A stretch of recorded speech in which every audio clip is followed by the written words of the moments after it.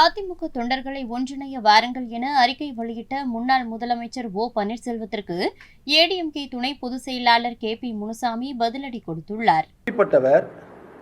நடந்து முடிந்த நாடாளுமன்ற தேர்தலில் பாரதிய ஜனதா கட்சியோடு கூட்டு சேர்ந்து ராமநாதபுரம் நாடாளுமன்ற தொகுதியில் நிற்கின்ற பொழுது அங்கே அனைத்திந்திய அண்ணா திராவிட முன்னேற்ற கழகத்தினுடைய வேட்பாளர் இரட்டலை சின்னத்தை எதிர்த்து நின்றவர் திரு ஓ பன்னீர்செல்வம் அவர்கள். இரட்டலை சின்னத்தை முடக்க வேண்டும் என்று முயற்சி செய்தவர் ஓ பன்னீர்செல்வம் அவர்கள். அதே பன்னீர்செல்வம் தேர்தல் களத்திலே இரட்டை இலை சின்னத்தை எதிர்த்து நின்றவர். இவருக்கு எந்த வகையில் அனைத்திந்திய அண்ணா திராவிட முன்னேற்ற கழக தொண்டர்களை அழைப்பதற்கு உரிமை இருக்கிறது என்று நான் கேட்கிறேன்.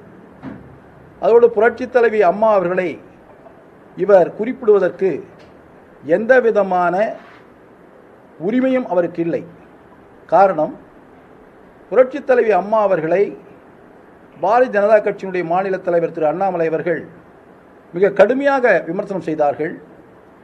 புரட்சித் தலைவி அம்மா அவர்களை கடுமையாக விமர்சனம் செய்ததோடு அதை மீண்டும் மீண்டும் வலியுறுத்தி சொல்கின்றது போல பல நேரங்களில் ஊடகங்களிலும் பத்திரிகையிலும் கூறினார்கள். உண்மையான அம்மாவின் மீது பாசமும் பற்றும் இருந்திருந்தால் திரு அண்ணாமலையை பக்கத்தில் உட்காருவதற்கு மனம் வருமா? ஆனால் ஓ பன்னீர்செல்வம் அவர்கள் தன் சுயநலத்தை பூர்த்தி செய்து கொள்வதற்காக புரட்சித் தலைவியை கடுமையாக விமர்சனம் செய்தவரை கை கொடுத்து நல்லவர் என்று சொன்னவர்.